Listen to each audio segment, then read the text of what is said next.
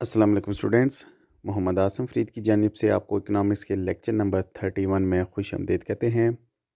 Students, आज के इस टॉपिक में हम कंडीशन ऑफ परफेक्ट कंपटीशन यानी कि मुकम्मल मुकाबला की कुछ कंडीशंस को डिस्कस करने जा रहे हैं।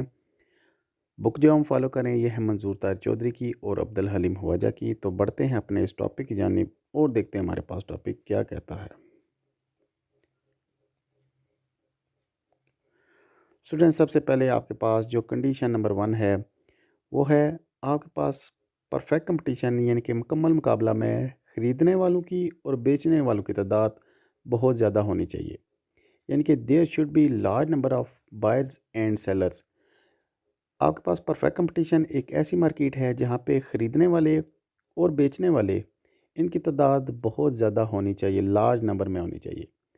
दूसरे नंबर पे कंडीशन कुछ इस तरह से कहते हैं, शय की यकसानियत होनी चाहिए।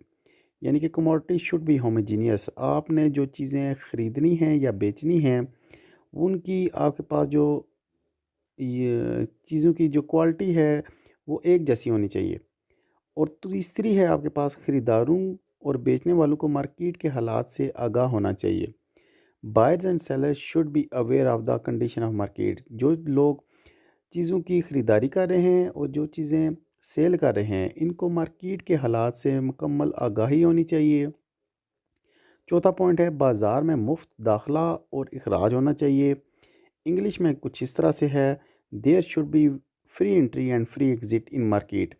जो ख़रीदने वाले हैं या बेचने वाले हैं वो मार्केट में किसी भी टाइम इन हो सकते हैं और किसी भी टाइम उसमें से आउट हो सकते हैं, यानी कि उस पर कोई पाबंदी ना लगाई जा सके। और लास्ट है हमारे पास, पैदावार के अवामिल में कामल नकलो हरकत होनी चाहिए।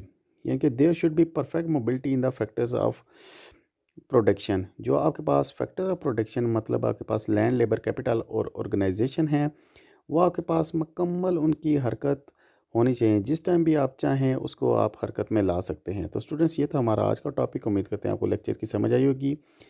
अल्लाह हाफिज़।